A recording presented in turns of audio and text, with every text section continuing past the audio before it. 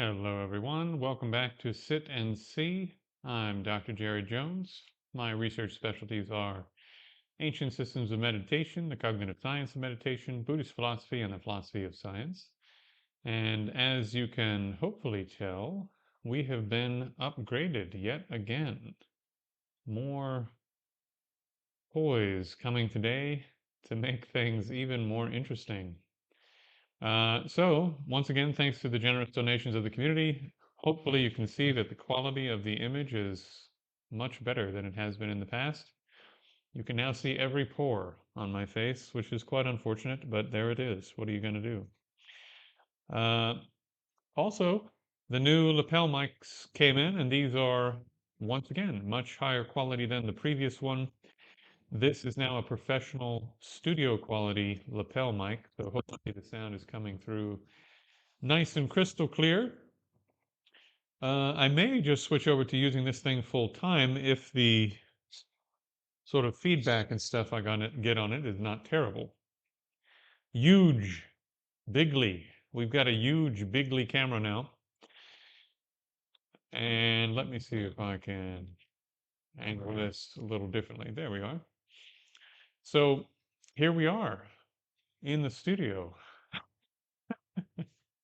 So you guys tell me. I can't watch the broadcast and do it at the same time. So you tell me, does the sound better or the same as you're used to, or what? And then also the image. How does the image look? Does it look okay? Is it coming through choppy? Is it coming through in a way you might hope and expect?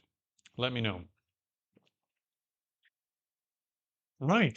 So what do I have to report? Per the usual, we spend the first 15-20 minutes of this class just catching up, asking questions, etc. Sound is great. Very glad to hear that. I've been struggling with the sound system. Um, with the video, is it coming in choppy or is it nice and clean? And do you see all the little movements? Or is it sort of audio is crisp, audio not as crisp? Interesting. Okay.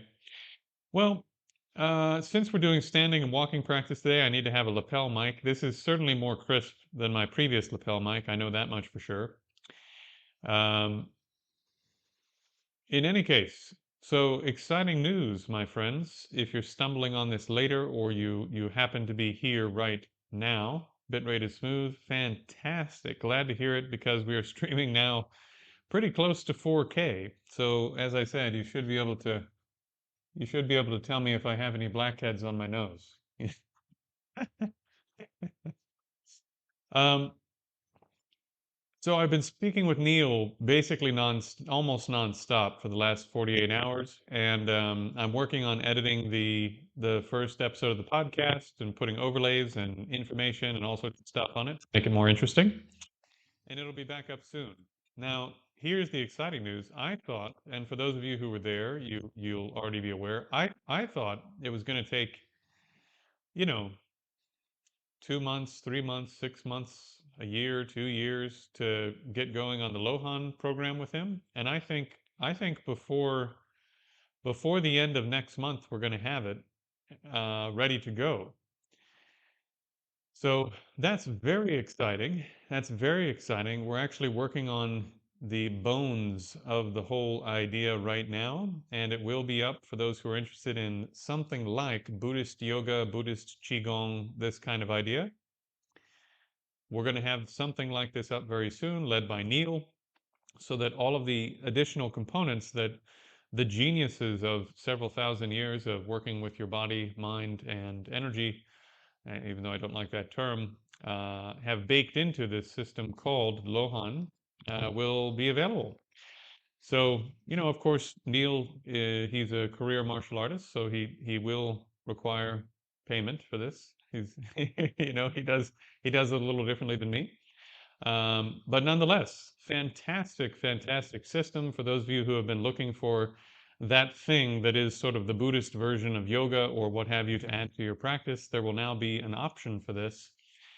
And his goal is to teach his system for physical stuff, chi cultivation like qigong, and the meditative stuff coming through the Lohan system, and to do that as a big online course, and then also to do seminars as well. So there'll be an opportunity at some point to hang out with Neil, meet him in real life, train with him in real life, and if some of you who stumble upon this one day know enough to take that lineage forward independent of Neil, I will be very, very, very happy, because that was my intent, and I'll have him on a lot more.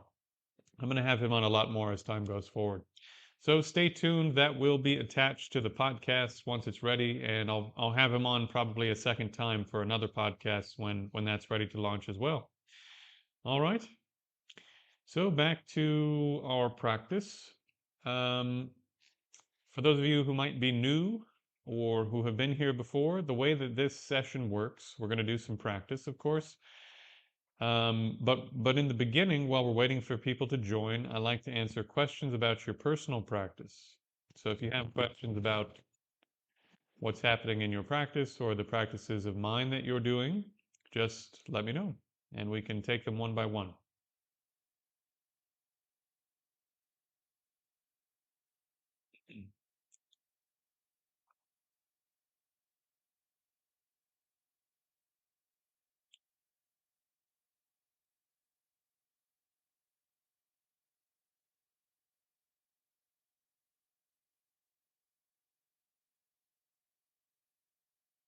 So autistic ghosts, good to see you. There are completely viable types of meditation you can do while cleaning, exercising, walking, and so on. The type of practice we're going to do today would be viable for some of those. Although if you're lifting heavy weights at the gym, I would just focus quite intensely on your sort of full-on gym stuff. As I like to say, if you are operating heavy machinery, lifting heavy weights, crossing the street, or doing other things where your life might be in danger, like driving a car, just do that. And then once you get done, you can work on your meditative techniques. So something that certainly you can do while cleaning or doing lighter forms of exercise like jogging or just walking is the type of meditation that I do when you start talking about 5 points and full body meditation, or 6 directions and then full body meditation. So those 3 techniques you can use anywhere. Also, when you get to Foundation 4 in my materials, what I call Foundation 4 is actually technically called Mahamudra practice. And Mahamudra practice is a practice in which you learn how to just to use my screen as an example. Normally what you do in meditation is you pick an object, right? You pick an object and you bring your mind to this part of the screen, but there's all of this that you're not focusing on, right? Good morning, Nat. So since your mind is focusing on this, it takes a lot of energy actually to pull the mind in from the rest of the visual image and onto this. On the other hand, with Mahamudra, what you learn how to do is to pull your mind back, and this is the object,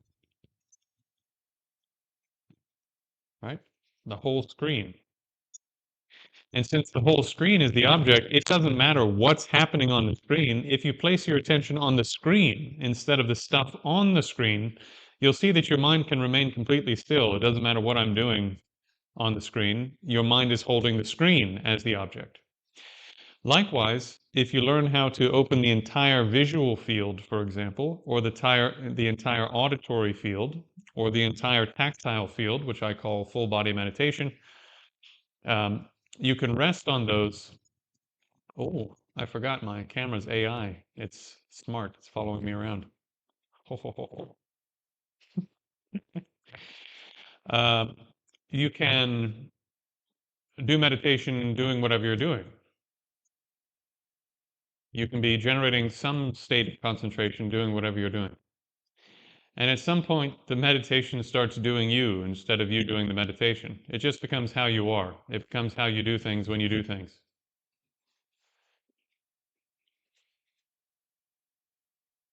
Does that make sense? If not, let me know. I mean, it should sound a little bit crazy in the beginning, but the steps to get there are actually quite straightforward. Everything right up to the point where it becomes like you need, uh, it starts to sound like poetry and mysticism. Everything that leads right up to that point is entirely logical. And this is the magic of these mental, sort of mental training systems that are coming out of Buddhism and Taoism and so forth. Is actually they're based on cause and effect, on hope, praying.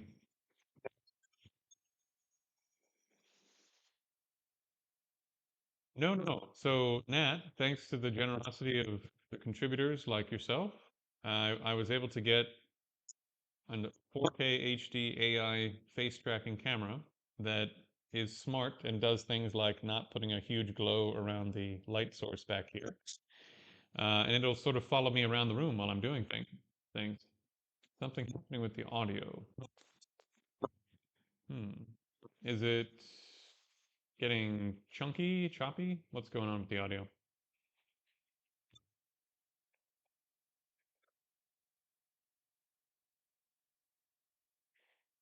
Looks like I have plenty of battery, so I'm not sure what would be going on there, unless I just bumped the mic or something. Okay. Yep. So better camera, and actually, sometimes technology is too smart. Like it gets so smart, you just want it to do what you wanted it to do with it. It gets so smart, it gets a little bit stupider. Like you can't make it do the basic thing you wanted it to do because it's gotten so smart, it's trying to anticipate stuff that you didn't want it to do.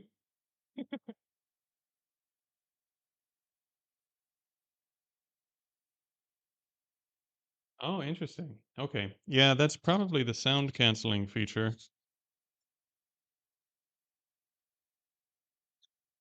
That should make it different, but you may hear more echo.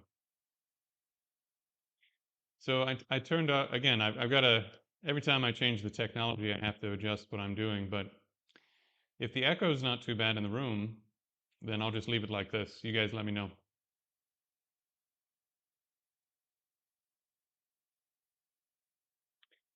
Right. So new camera, new microphone. Hopefully it'll make the viewing experience and listening experience better in the long run, even though we've got yeah, yeah. I figured it would be. So, a bit of a learning curve, but overall it'll make things better. Okay. Do we have any questions before we get going on the practice for today?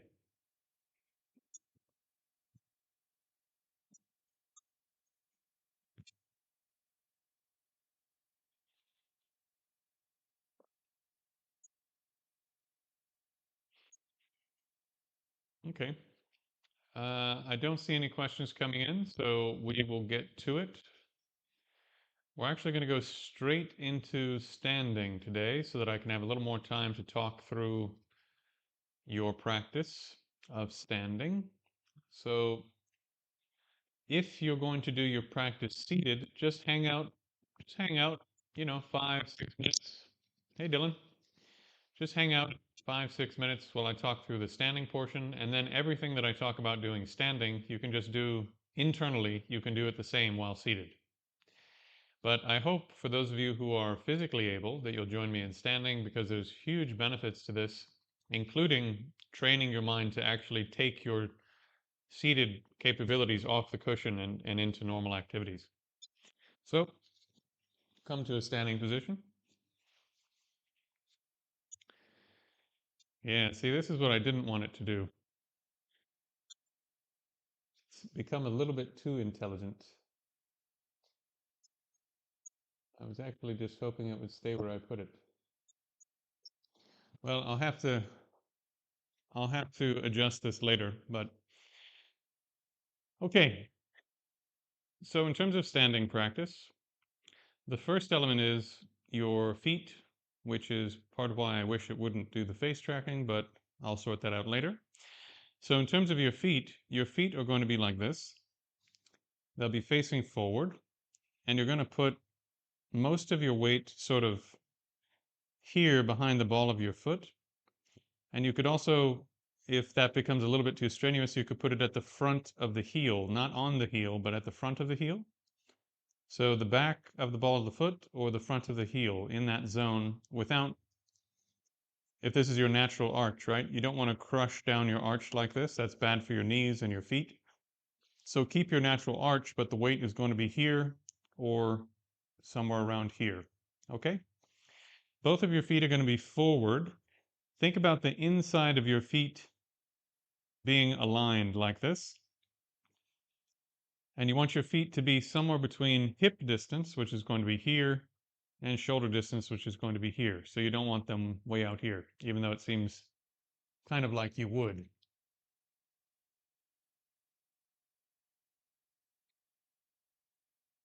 Yeah, if you need to breathe through your mouth, just breathe through your mouth. See? Technology gets so smart, it gets a little stupider. Haha, I beat it. Okay, so here we are. Next thing you're going to do is bend your knees. So you bend your knees, and you'll see if I do it from the side, watch my head in the mirror behind me. I know you can't see my head, but just watch the mirror behind me and watch what happens when I bend my knees. See how my whole body ends up moving this way? So that means that the center of my body ends up over the place where I'm putting my weight into the ball, not fully on the ball, but the back of the ball or the front of the heel, right? So you bend your knees like so.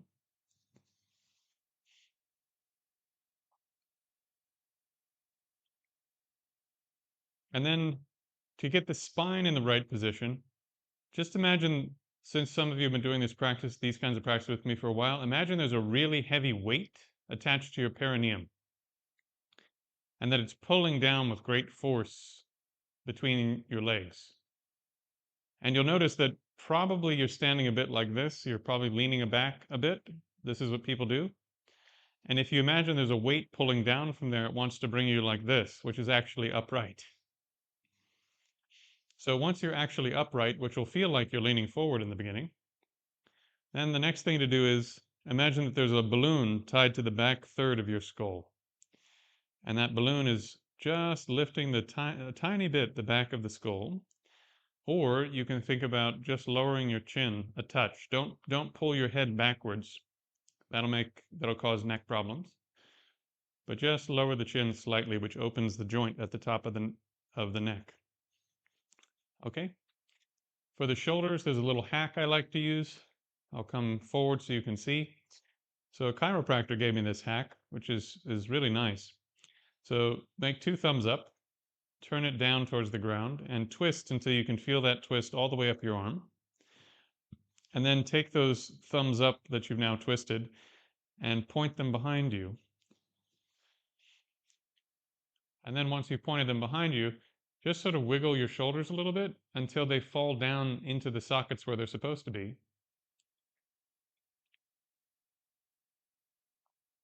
And then from here, don't change anything about your shoulders.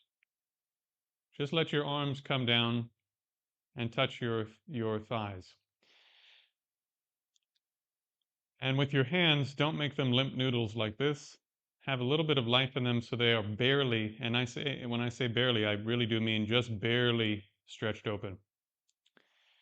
And that little bit of stretch will eventually connect to the little bit of stretch going through the forearms, the biceps, the shoulders, the back, into the legs. And this stretch actually comes to connect the entire body.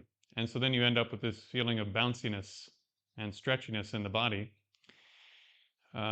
So then you're relying upon the white tissue, the connective tissue mostly, to hold you up instead of relying so much on the muscles and bones. So this also makes you very healthy. Okay, so now let the elbows float out a little bit. You don't want to be like this, but you also don't want to be artificially pushing your arms down or something. Just let the elbows float to wherever they're going to float. And now finally you're in a correct position. Now what you're going to notice is within a short period, the the feet and the calves and probably the thighs will feel like they're getting a bit of a workout, and your feet in particular will eventually feel almost like you're standing on hot plates. And that's totally normal. It will go away when you get done with the session. So just let it happen and don't worry about it. Okay? There are reasons that it happens. Those reasons are not so important for the practice we're doing, and it actually makes you healthier. So don't worry about it. All right. So here we are. We have good posture finally, and now you're going to start from the feet. Put your attention in the toes, balls of the feet, bottom of the feet in terms of the arch, and the top of the foot where the arch is, into the heels,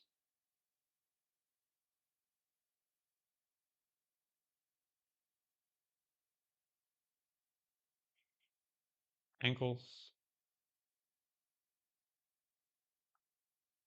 lower calves, upper calves,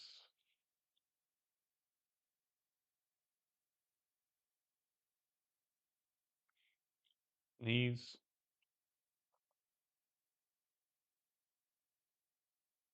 lower thigh, upper thigh,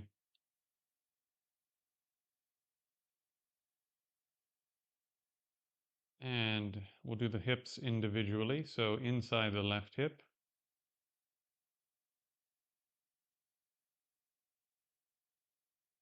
right hip,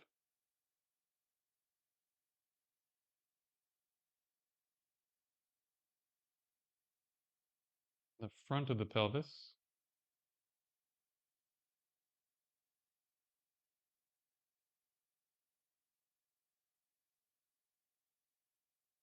and the back of the pelvis.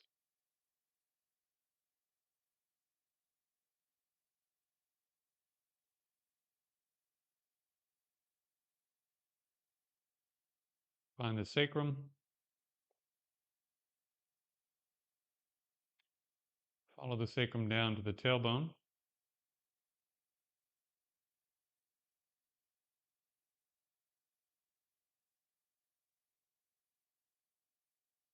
from the tailbone move forward to the anus,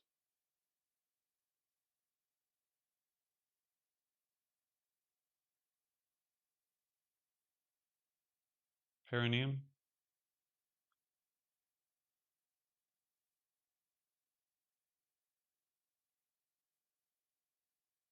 the sexual organs,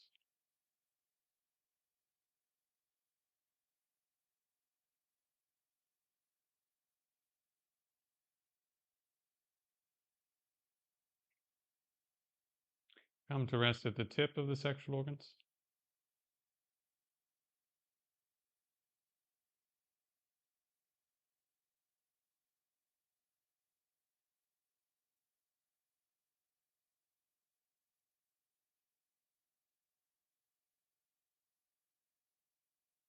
bring the attention back across the sexual organ to the tailbone, up the sacrum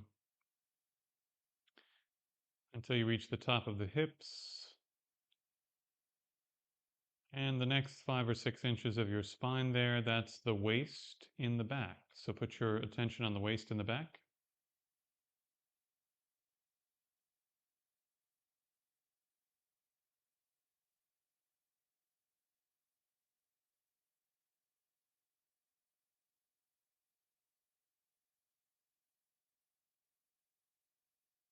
And move your attention around to the front.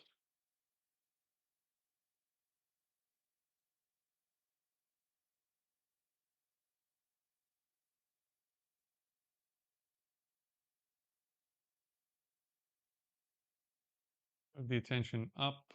So from the top of the waist to about the solar plexus, that whole band, another 5 or 6 inches on the front of the body, the whole front of the diaphragm belt,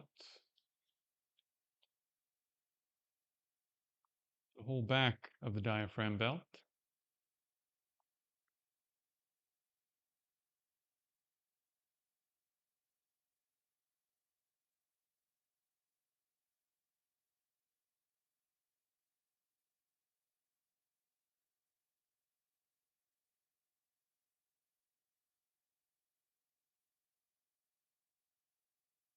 And moving up, once again, up the spine.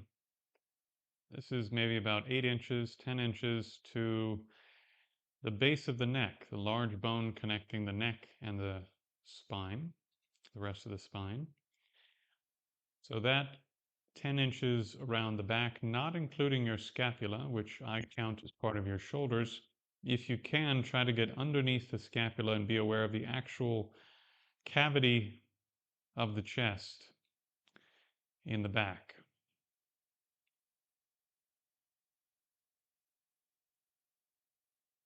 And then move your attention around to just the chest. Once again, not the collarbones, which I count as part of the functional parts of the shoulder. Chest in the front.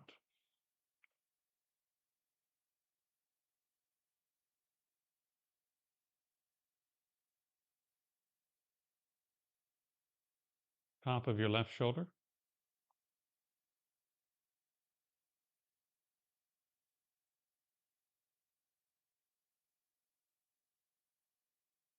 Front.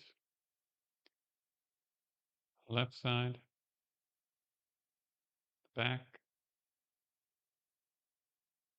Armpit. Bicep.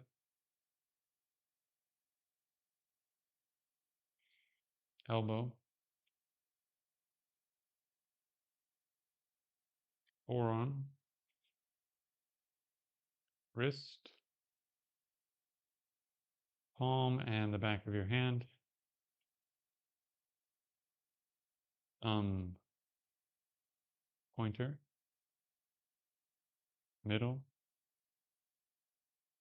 Ring. Pinky.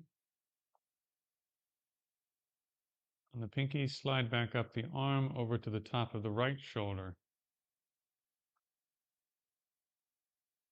Front. Side. The back of the right shoulder, including that scapula. And the armpit.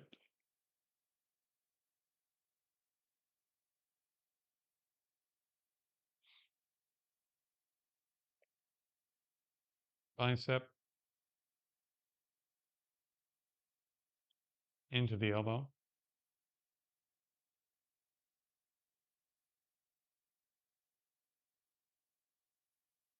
Forearm.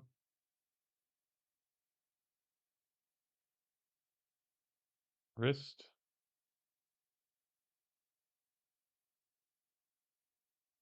The palm and the back of the hand. Thumb. Pointer. Middle. Ring. Pinky.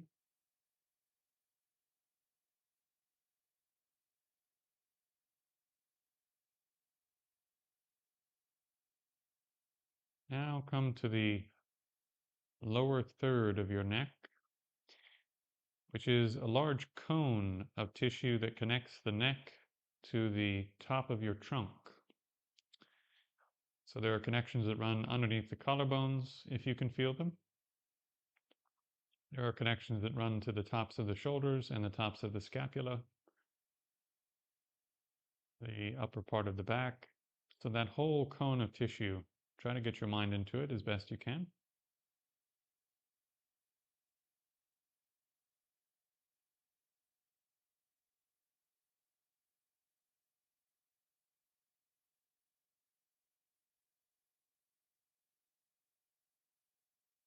Second third of the neck.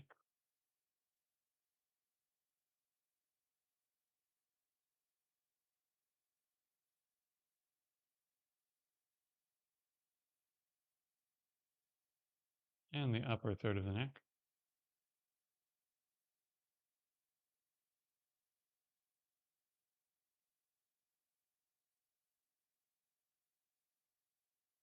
into the joint between the neck and the skull.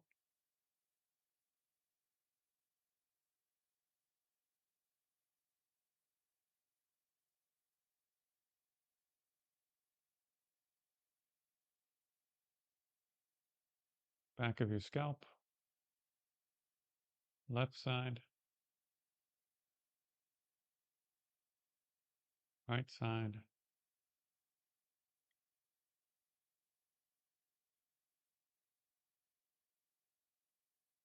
left ear, right ear,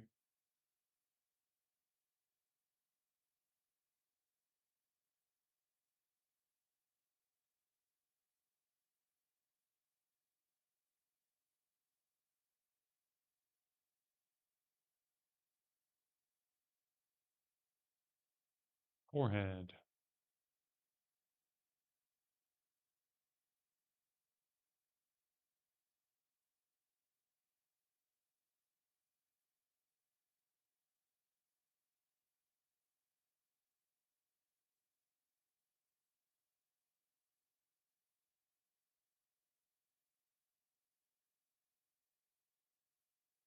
Put the mind into the left eyebrow, left eye, right eyebrow, right eye, nose, left cheek, right cheek, upper lip, the lower lip area, and the chin. Now your top lip, your bottom lip,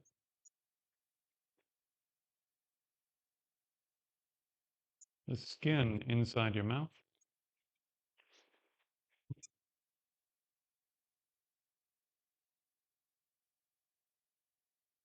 teeth,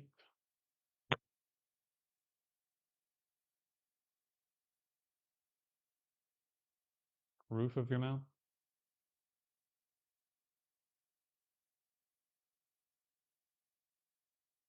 underneath your tongue,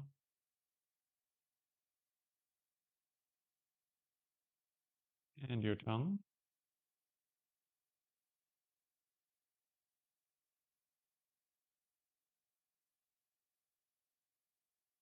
Follow the tongue from the tip to the throat.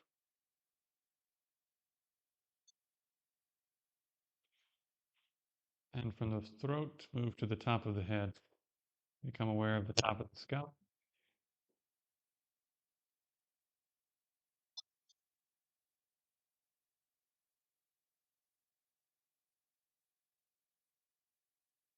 On the top of the scalp, you might notice that there's an area that is colder or warmer or has tingling or moving sensations. If you don't find an area like that, that's fine. Just place your attention on the back third, in the center of the back third on the top of your skull. And from that point, stretch your awareness down without losing that point to your left hand. Stretch it down again to the right hand and hold 3 points.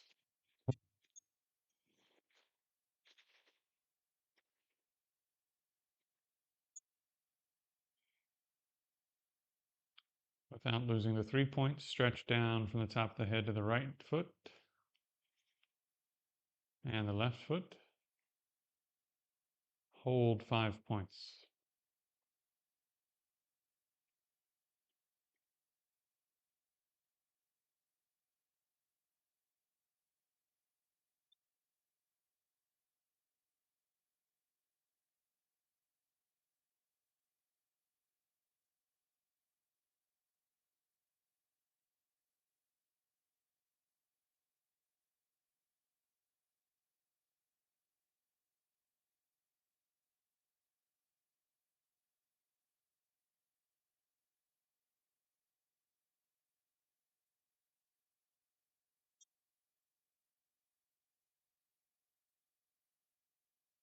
Very good. Now, don't shake your legs out if you've been standing. Just start your walking meditation. So bring your awareness to the 5 points, and whatever pace you need to walk, even if it's this slow, to maintain that same high degree of awareness on the 5 points, then walk as slow as is required.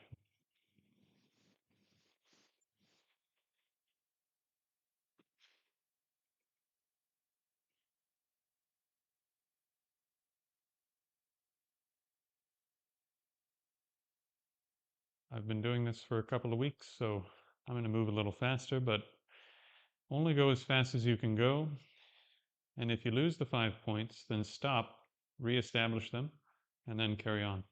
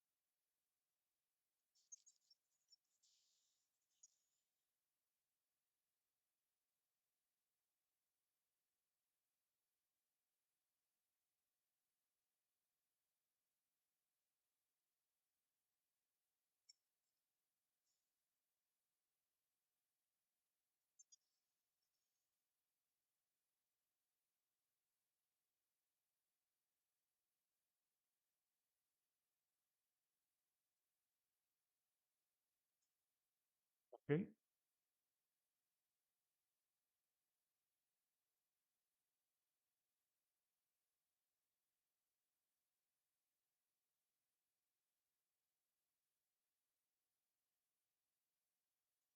Just like other types of meditation that we do, take a few minutes to just not do anything in particular and just watch your mind as best you can.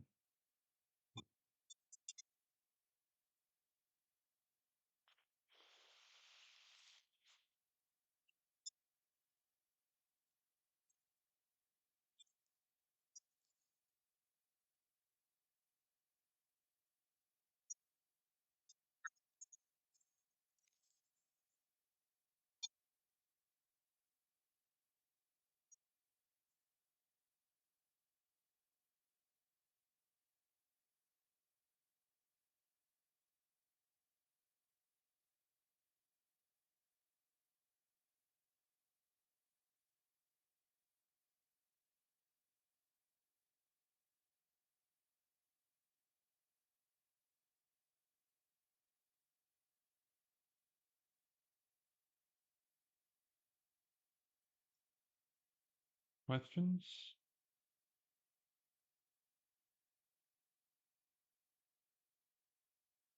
Sammy asks if the five foundations can lead to full liberation. I would say that my role, even though speaking for myself, I'm aiming for liberation, I'm aiming for enlightenment. And even though the techniques that I teach could be part of a system leading to full enlightenment, that the techniques, the way that I teach them, are meant to help you train full time. They're meant to give you the skills so that you can train and gain accomplishment living in the real world as a real person.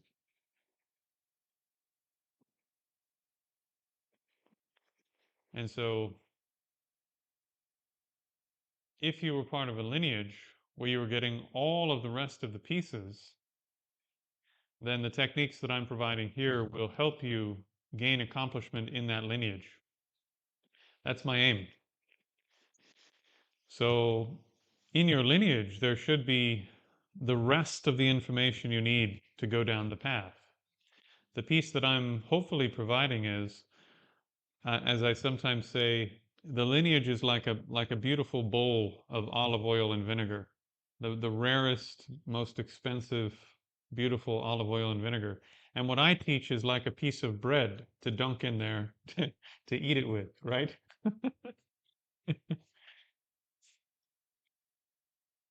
So thinking about it like a family, the lineage is your mother and father. I'm an older brother on the path that comes to dinner occasionally and says, "Yeah, yeah, I remember when mom and dad did that. Yeah, yeah, right." Because I've been out in the world a bit. I've tried some things. I survived mom and dad. So that's what I'm providing. I don't actually claim to be leading everyone to full enlightenment or liberation. I'm just trying to make sure that you have the tools that when you encounter a path that can actually take you all the way, that the pieces that are there in lineages actually, I think all of the things that I teach, depending on what you were training in, you'll find them out there. But what I'm trying to do is put them in a certain order so that you as a layperson living in the real world can actually do all of this stuff. And then if there are other techniques you're getting from your lineage, that you'll be even more effective at doing those lineage-based practices that you might already have or might encounter because your mind will be so much better under control and you'll have a set of tools in your hand or on your belt. You'll have a set of tools in your tool belt to know how to apply and gain accomplishment in various types of meditative techniques during your normal life. And then when you go into retreat, likewise, that you can take more of what you did on retreat and sort of pull it out of that retreat circumstance and maintain it in real life. So this is what I'm up to with the five foundations. Although the techniques that I'm teaching, in particular Mahamudra practice In the great text, this comes from the Mahasiddhas. So these were highly accomplished tantric yogis that taught this technique in the beginning, and then it was maintained by the Tibetans, and many of them are highly accomplished tantric yogis. So you could take Mahamudra practice all the way all the way down the path. You need to add a couple of things as you get further along, but you could take this practice really, really, really far down the path, and then you do it in a slightly different way when you get towards the end. So, the it was either the Panchen Lama or I think it was the Panchen Lama's first Panchen Lama's commentary on the Ganges Mahamudra, where he said, this technique is, he didn't say it quite this way, but he said, this technique is incredible because it's suitable for both beginners and advanced practitioners. There's not a lot of practices like that. But you can start doing Mahamudra style practice where you become aware of your five external senses and you become aware of consciousness pretty early on in the process. It's suitable for beginners. And at the same time, it's a practice that because you can do it all the time, you can train in it all the time. That's actually part of what makes the difference between a beginner's sort of practice of something and an advanced practitioner's practice of something. A lot of the advanced practices you're doing all day long. You're turning your entire life into practice, not just like doing a bit of meditation in the morning, if that makes sense. So I'm not seeing further questions come in. So either I've frozen on live, which my internet does not indicate, or this is so engaging that everyone's stunned into silence. Are there any other questions about practice? Did anyone actually do standing, or was everyone too beat up? Cleric. Yeah, this is a new camera. Came in today. And I'm hoping in particular when it gets a little dark and it's under these artificial lights that it won't be all, you know how it was all grainy before? Anyways, yeah, I'm hoping these upgrades with better sound, better lighting, it just makes it easier to watch. And if it's easier to watch, then more people will benefit, you know? Okay. Well, my friends, we are arriving at 9:30 quite shortly. If there aren't any questions, then maybe we will just call it a day for the day. It's a bit of a short one today. Yeah, Claire, honestly and truly, my friend, don't worry about it at all. We all go through, practice is sort of, it's like the seasons, you go through seasons of different stuff. Sometimes you do a lot of seated practice, sometimes you don't do as much, sometimes you do prayers and offerings and, you know, sometimes you're just recovering from whatever it was you did previously before you get into the next thing.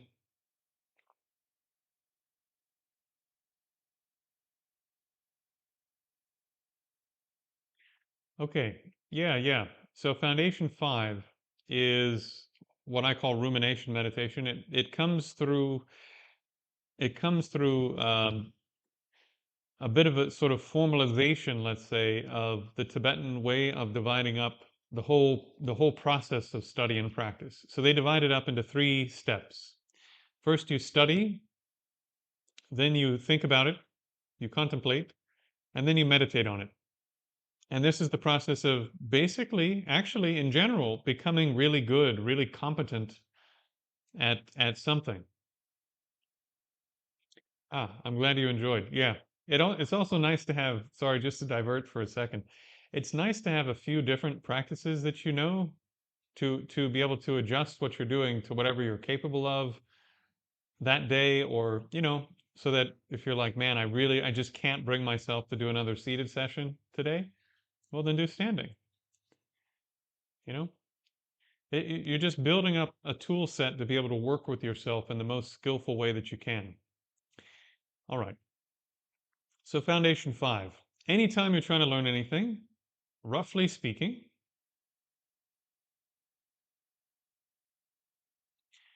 yeah, yeah. So shamatha and vipassana is sort of the name of the whole game, but I'll circle back. So three three steps, right? First you hear something and you hear the words and you learn the words. And the words at that time, they don't mean that much to you. Even if you learn the definitions of the words, it's sort of just vague. It's like looking at a map of a place where you, like, even if you memorize the entire map and where all the roads are, and you know what I mean? It doesn't really connect to anything real yet. And so in Buddhist psychology, they call this a sound generality, that you basically, to put it in sort of colloquial terms, you know the right sounds in the right order, right? Because everyone used to memorize these things by hearing. The guru would recite it and you would hear it and you would memorize it. But all you knew was the words and the definitions. You didn't know what it meant. And then by thinking about it, contemplating it, which can have a huge number of different variations, right?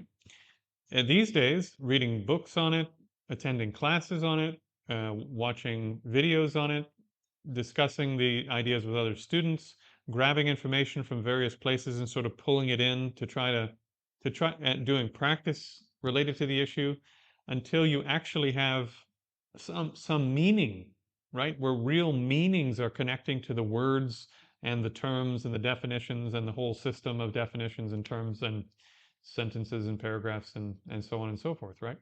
So at some point, you've put together enough information that it's called a meaning generality, which is, again, one of these crunchy Buddhist psychology terms that comes from the classics. But basically, at least in my understanding, what this means is that the terms and so forth you've learned now actually are connecting to the real meaning, of the words and so forth, which has to do with not just sounds put in the right order, but connecting it to actual stuff in the world or connecting it to the right sets of information. And then finally, you have to meditate on it. So what does this mean? Oh, smart camera once again following me around. What does this mean? Come on, camera. There you go. So what this means is that, for example, metta, okay? You've now heard the word metta. And then I define the term, wanting, desiring happiness and freedom desiring happiness and the causes of happiness for all sentient beings. Now this set of sounds was in your head, right? Probably some of you you need to hear it a couple more times, but some of you you could say it right now. But those terms that I've just used don't connect to anything. Can you tell me what a sentient being is? Can you tell me what happiness means? Can you tell me what the causes of happiness are? Can you, right? Can you tell me what we mean by desire? I'm starting to sound like Jordan Peterson over here. It depends on what means. It depends on what you mean by is. No, but in reality, you have to spend a lot of time sort of thinking about and digesting what do each one of these words mean, put in this order, in this particular context. And then once you've done all that work, then you actually understand the term. You understand what we're saying, right? When you hear the words, you don't understand what we're saying. And you connect it to a bunch of stuff it's not actually connected to. And so you misunderstand the term in reality. And then finally, you meditate, right? So once you've understood properly what this term metta means and done some more study to understand how you develop loving kindness, which according to Buddhism is amongst the rarest mental states in the universe. This is not something you can do casually on a Tuesday because you it's not something you can do casually on a Tuesday because you turned up at a Dharma center. You can read through something with the name metta on it and do goodwill practice, like let there be no illness, let there be no hunger, let there be no war. That's goodwill, but that's not metta. Could be related, but just doing that isn't metta actually. So metta specifically means that you have the desire for happiness and the causes of happiness for all sentient beings without exception. And just wanting them not to be hungry is not sufficient to say that you want them to be happy. Just wanting there to be no war is not sufficient either. Just that you want everyone to have clothing is not sufficient either. It doesn't meet the definition. So this is something else. It's not bad, but it's not loving kindness. It could support your development of loving kindness, but it's not loving kindness, right? So you have to understand what the words mean in that order, not to belabor the point. But then you go through a process of understanding, okay, I don't have this mind. Now I understand, after some time, I understand what it means. Next, having thought about it and read the resources and talked to people that know what it's all about, you finally encounter a book, for example, like How to Expand Love by the Dalai Lama. And in this book, How to Expand Love, the Dalai Lama provides crystal clear step-by-step causal instructions for how to go through the types of practice and contemplation that lead to an overwhelming, dramatically powerful desire from the bottom of your toes to the top of your head to the tips of your fingers, filling you up in the same way that overwhelming lust or overwhelming outrage or overwhelming fear, where you're absolutely screaming your head off and running out the door, in the same level of absolute all-consuming intensity, able to generate a desire, an extremely powerful desire, taking complete responsibility to free all sentient beings from, to try to bring other beings to happiness and bring them the causes of happiness. And now, having done all that and meditated on all the steps and actually developed all the mental states that are those things that lead to this, now you've generated the first moment in your entire life of actual loving kindness, right? And it's filled up your whole being. Now, if you don't have any concentration, it just goes away right away. If you've gotten that far, I'd be very surprised because it's really hard to do. On our most recent retreat, I think it took us like 90 minutes or something just to construct that first mind. And I don't even know if everybody got it. It's really hard. Maybe 2 hours to generate that mind. It takes a long time, a lot of thinking, a lot of work. So then maybe you get a few moments of this mind. Now what? You use your concentration that you've worked so hard to build up through these other practices. You use your concentration to hold the mental state in that condition. Now you're meditating on it. And since you're now holding the mind in this condition, overwhelming, extremely powerful desire for all sentient beings to have happiness and the causes of happiness, completely filling you up, you're becoming more familiar with this state of mind. And therefore, just like working out a muscle or learning a martial art or learning a new workout routine at the gym, the first time you do it, really awkward, takes a lot of time, a lot of explanation. And then after a while, you just go and you just do the thing, right? It becomes natural because you get familiar with it. So actually the term meditation in Tibetan, gom, means to become familiar with. So where does rumination meditation fit in? It's a type of gom. It's a type of becoming familiar with something. So rumination meditation would be, for example, the entire process you used when you started that working through all the reasons that actually generate loving kindness, that whole process where you're thinking through the reasons, the observations that actually lead to the generation of loving kindness in your system, that whole thing is rumination meditation. And then when you hold it with concentration, that's the culmination of your rumination meditation, where the result has occurred and you're holding it with concentration. And so this is the method by which you can cultivate completely new states of mind, new attitudes, new worldviews.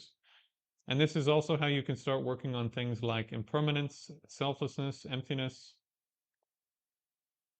So these types of understandings are things that you ruminate about until you arrive at the correct understanding, and then you hold it with concentration. So when the understanding of impermanence comes up,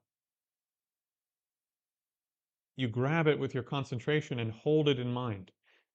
And holding it in mind, the mind becomes more familiar with it, so you can call it up right when you need it.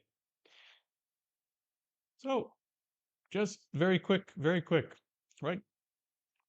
Think about, by way of example, all of you should be able to do this without much difficulty. Think about a political issue that, I don't know, 10 years ago, 20 years ago, you didn't care about at all, right? Or at least maybe when you were a kid. if you have to go back that far. But just think about a political issue you care about very much so now, that you'd fight with people about on the internet. Yeah. How did you go from not caring about it at all to having views that are so powerful you'd be willing to fight with your family about it at Thanksgiving? Hmm? How'd that happen?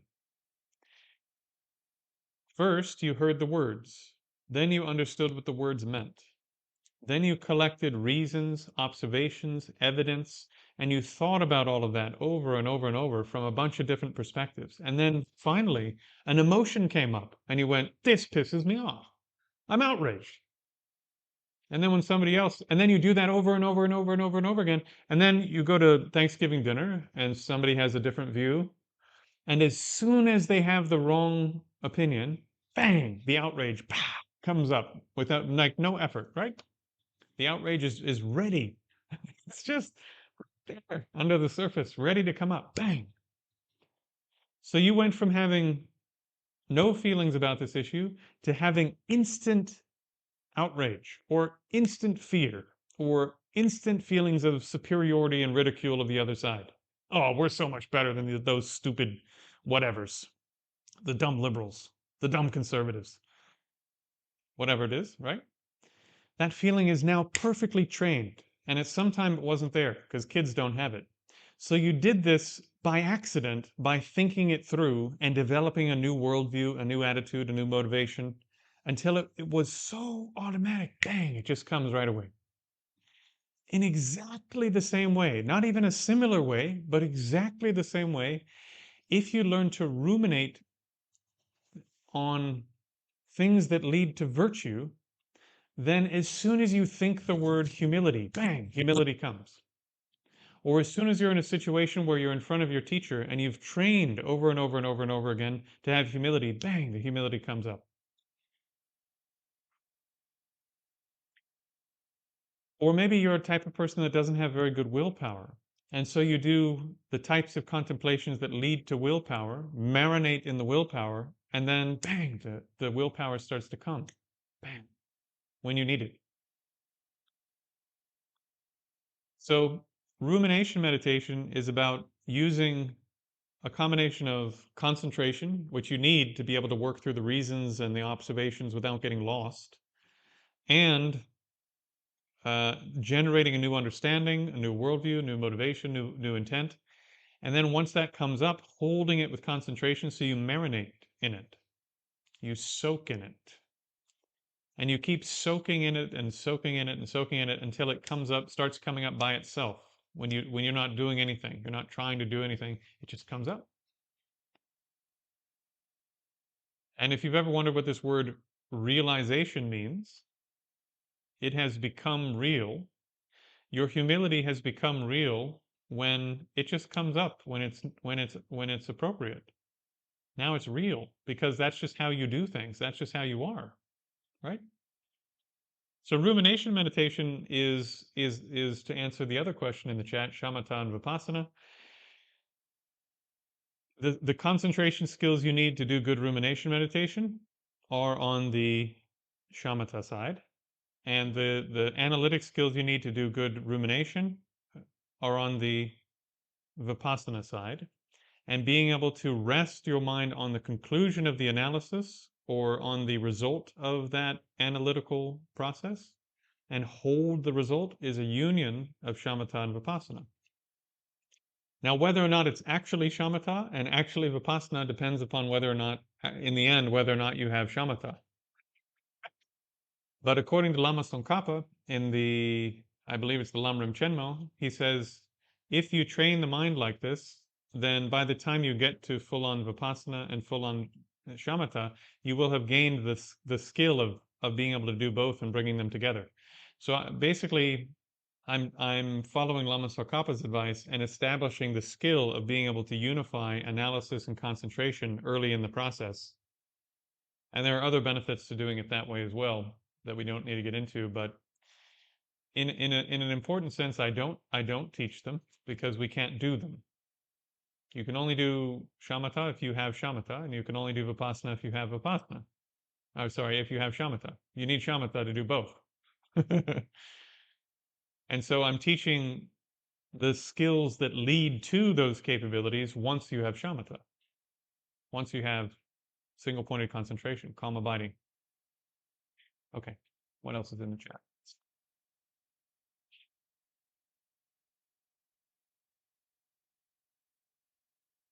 Sutra Mahamudra. So, Prakto, I don't know if you're still here. I hope you're still here. Yeah. So what I call Foundation 4 in the system that I teach, ooh, this is so much fun. The camera follows me around. So I can do my silly yogi thing and move around and the camera will follow me. So, oh, okay.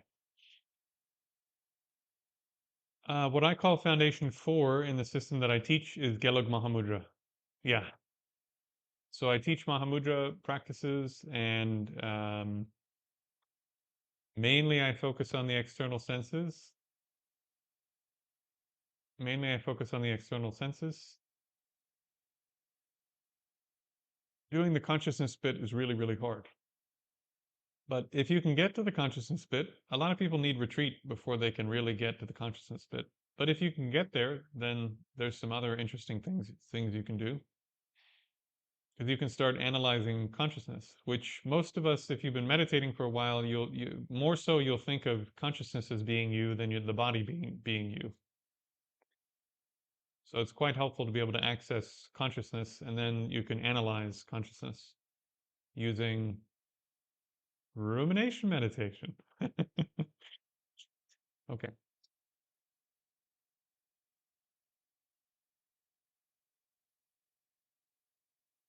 What do I mean by meditate on it?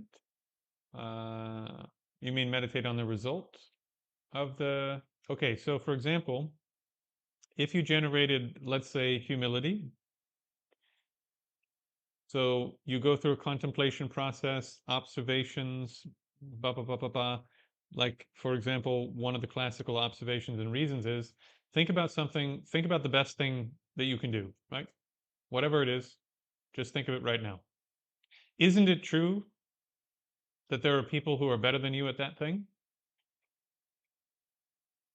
Bang. Isn't it true that even if you broke this thing you're really good at down into component parts, there are people that are better at every single part? Both living and dead. Isn't it true that if you were more humble, you would learn more? Because it's our arrogance that keeps us from learning things. We don't want to listen to other people. And so we take less away from what people are saying that's valuable we could have learned because we think we're better and smarter and higher and more informed. So now, hopefully, with just a few little reasons, a few little observations, the mind goes, yeah, maybe I should be more humble. So as that feeling comes up, actually, yeah, humility makes more sense. When that feeling comes up and maybe you feel it sort of around the chest first, and it starts to move like this and sort of spread out to the rest of you, as it starts to move and spread out and starts to fill you up, then you just use concentration to meditate on the feeling of humility in your system.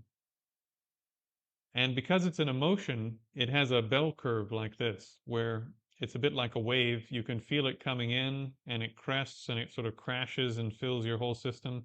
And then it sort of becomes less and pulls back out and then it's gone. So after it crashes and you feel it sort of coming in, dispersing, and as it starts to dissolve, before it fully dissolves, then at that point, you start contemplating again. Isn't it true? There are people way better at meditation than me. Yeah, it's true. Every topic I can think of that I know something about in Buddhism, there are people who know more than me on that topic, both living and dead. My teachers, in fact, have forgotten more about the Dharma than I'll probably learn this entire lifetime. If I were to approach my teachers with a humble attitude, I'm going to learn way more than if I approach them thinking I'm too smart, too good, too whatever. Wow. And as the feeling, once again, detonates in your system, then you hold it with concentration.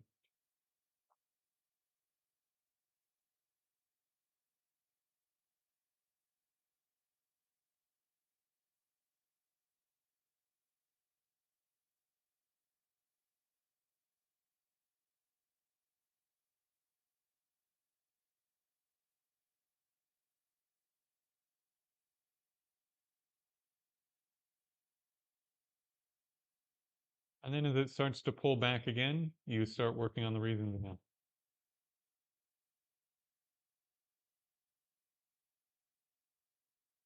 Isn't it true that being arrogant is your worst enemy? Who else in this world would make everybody, when they see you, dislike you a little bit? But your arrogance will do that. Isn't humility your best friend? Even your best friends sometimes get a little jealous if everybody else likes you too much, but humility's a really good friend. Humility wants everybody to like you. And if you're humble, people like you a lot more than if you're arrogant. Isn't that true?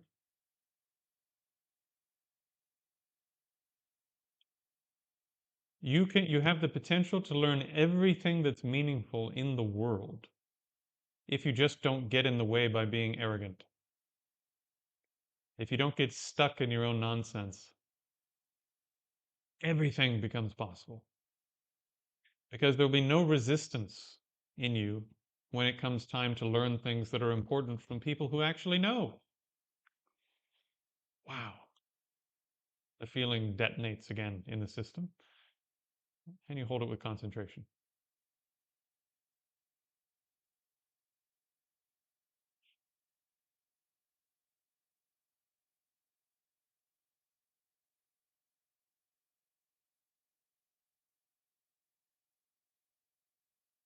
So not to belabor the point, but this is how you do if you're generating a new emotional state, this is how you do it.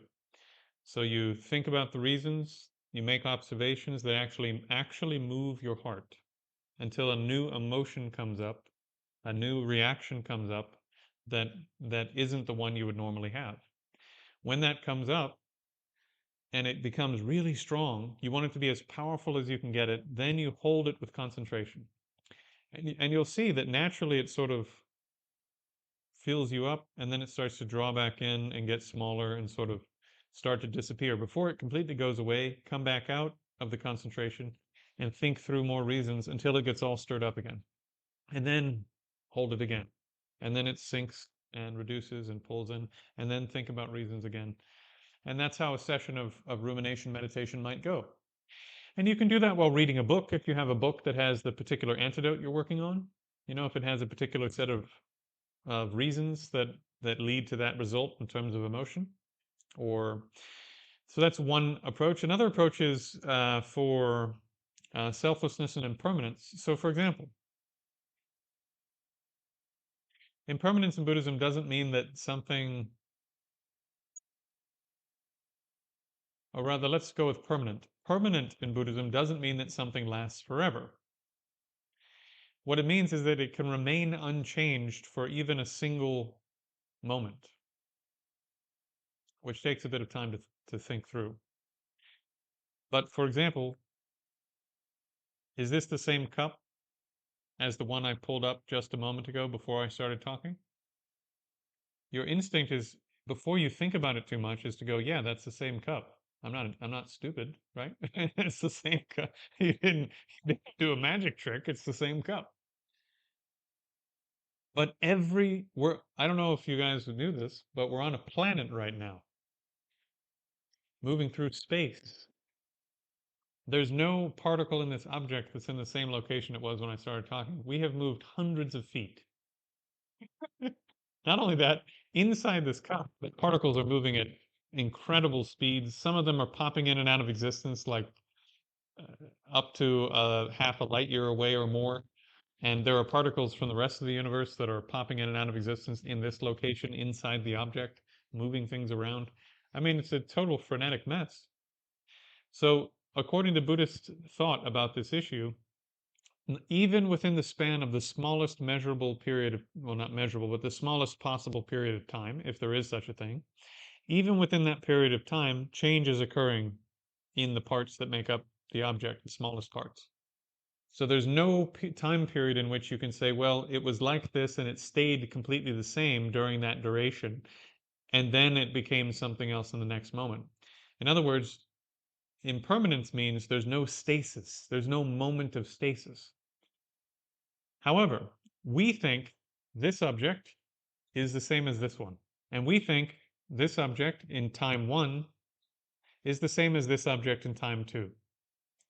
We have this sense that there's something about this cup that makes it what it is, unchanging, persistent from moment to moment and from place to place, and a couple of other things that I forget because my mind's like a sieve. So, how do you overcome this instinct, this natural instinct to see the cup in a way that it doesn't actually exist? Well, you think it through.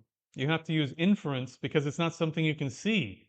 It because your perception adds to what you see, it looks permanent to you. It looks like it abides for a single. I mean, be honest with yourself. When you look at it, it looks like at least for a moment it's staying the same, right? That's how it looks. And so to understand that it doesn't remain the same for even a single fraction of a moment, you have to start thinking through what the logical consequences would be in your experience if it did remain the same for even a fraction of a moment. And once you've gone through those reasons, once you've gone through those reasons, and once again, you've learned the words, you've learned the definitions, you've connected them all in a way that's meaningful. Once you've done that work, then you can go through these reasons and you'll see, you'll see the cup and the reasons just detonate in your mind and you go, not static. In exactly the same way that right now you look at it and your instinct goes static. It's remaining the same.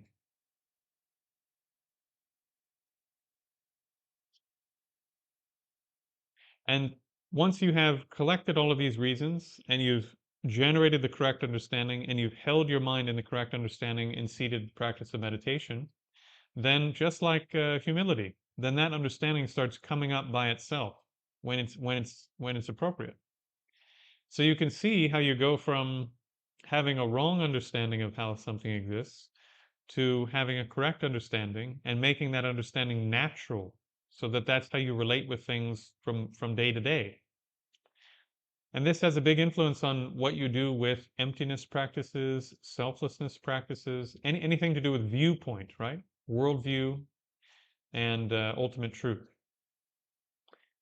And according to the school that I'm trained in, actually, the correct understanding, even at the conceptual level, it's like an atomic bomb for your problems, for your mental problems. It's like you'll never be the same. If you can even just get the conceptual image of non-stasis correct, you'll never be the same as a person.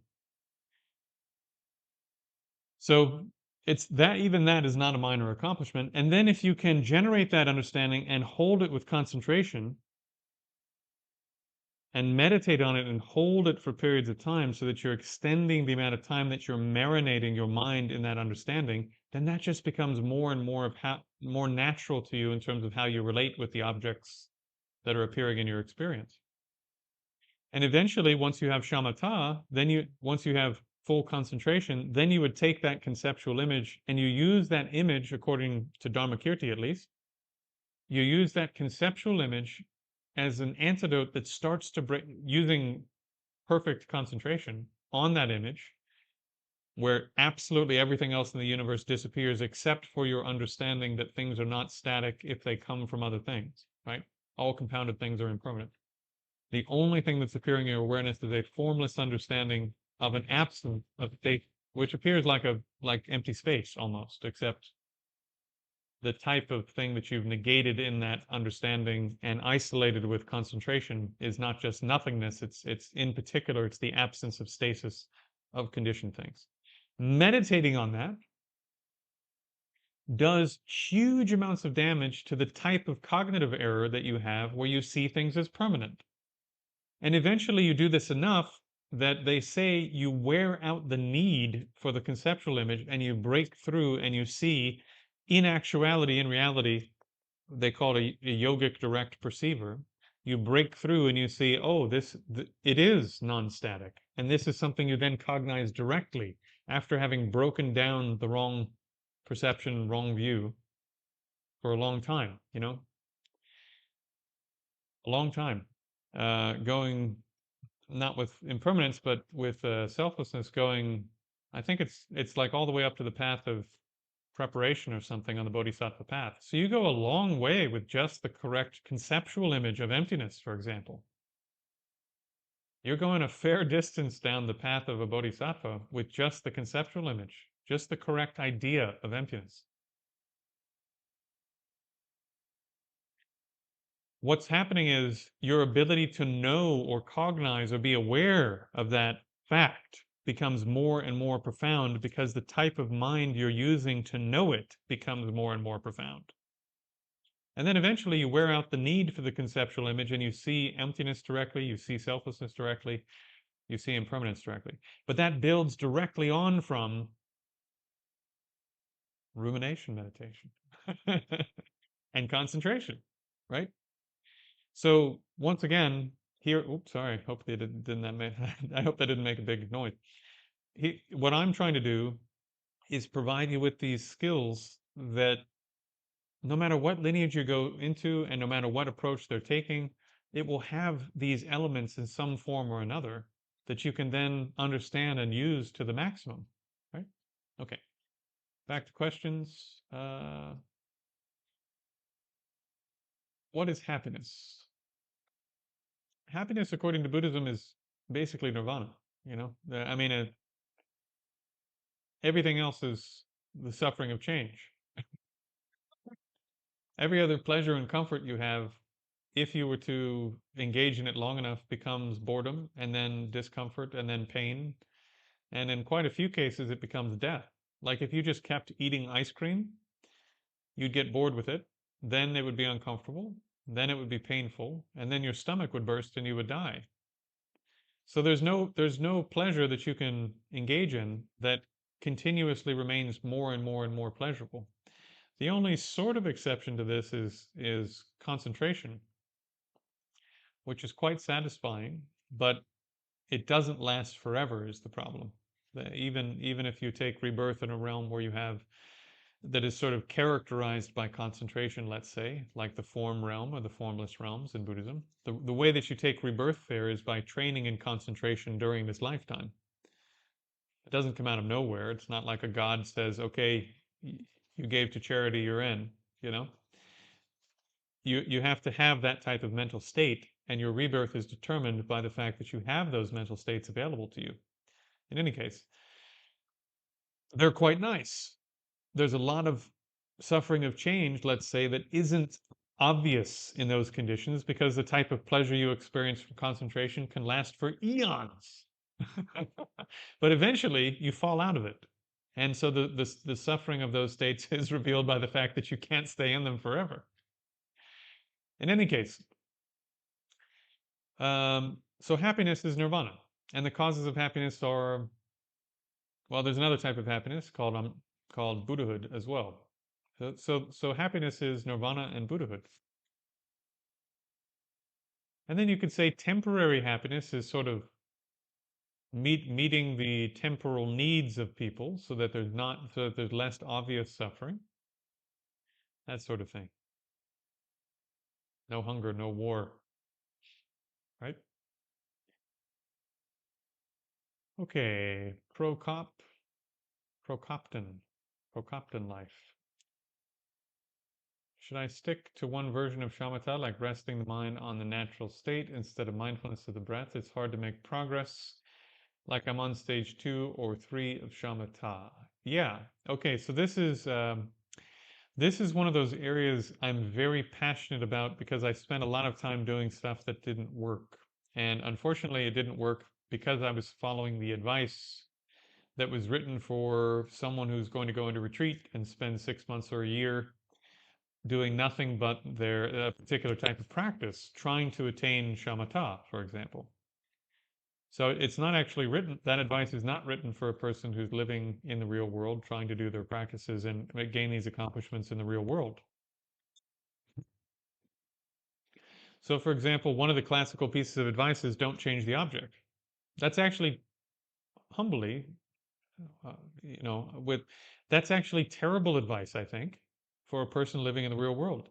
You should use the types of objects at the stage of practice you're at that are the most effective at handling whatever the problem is you have at that stage of practice.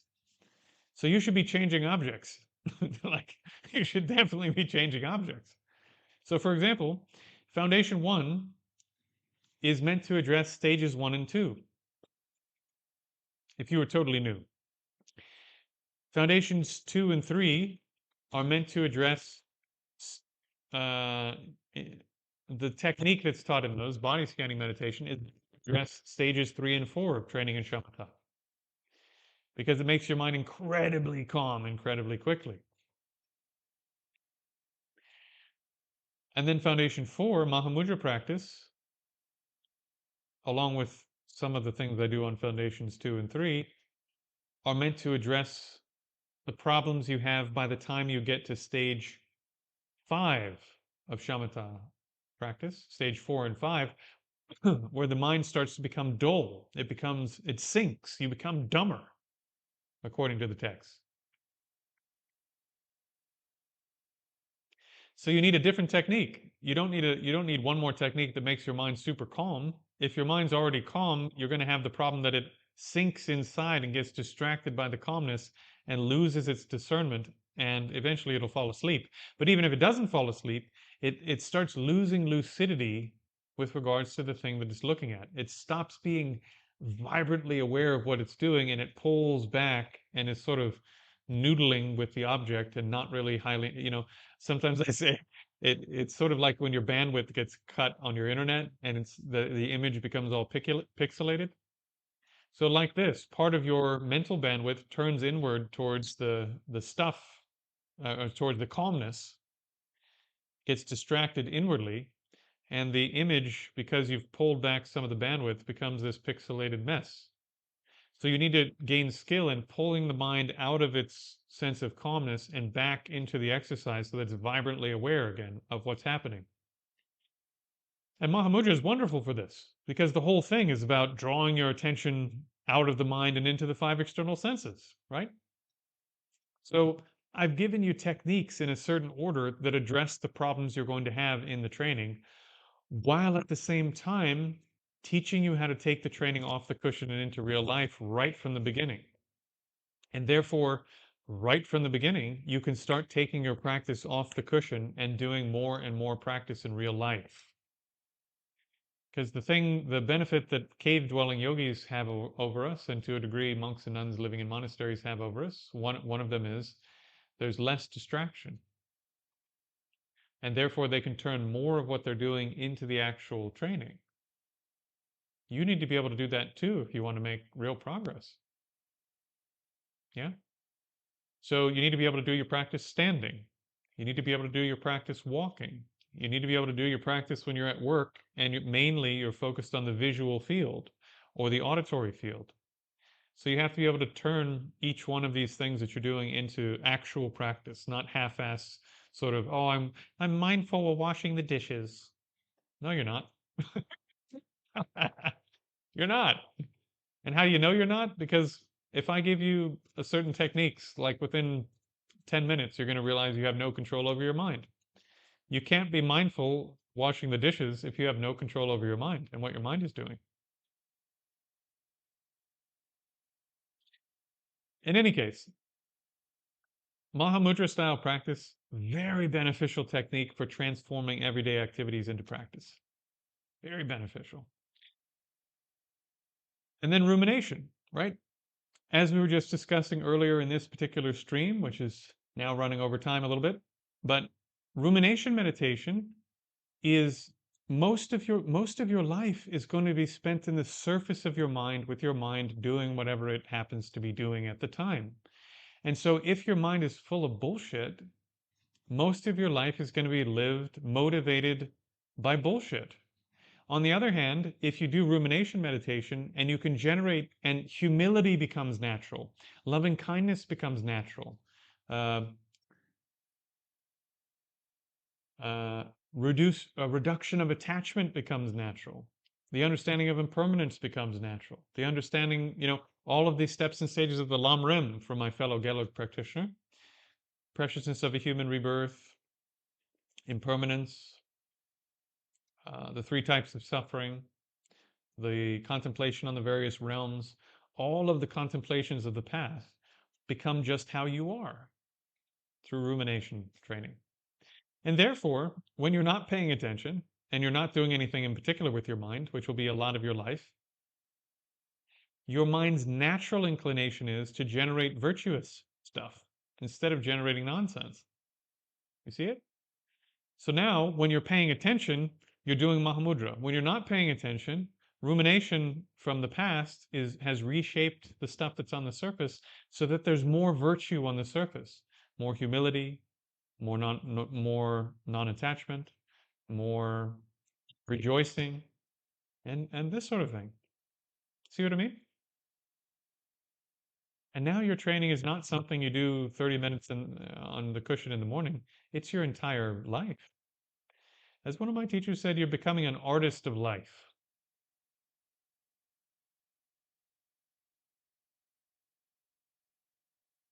You practice on the cushion so that you can train in real life.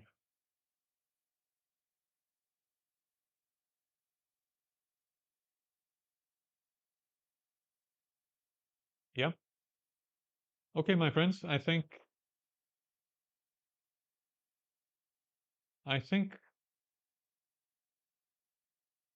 yeah.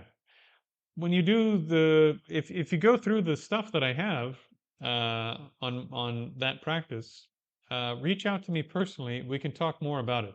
Reach out to me on Discord or reach out to me on Facebook, one of the two, and we'll talk more about it. We can talk more personally about it because Mahamudra is quite difficult, and it's really hard to figure out what you're trying to do in those practices.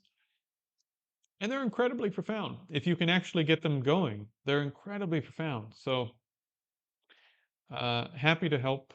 Happy to help. And do reach out to me. Okay, we'll get on a video call or something. We'll talk about it.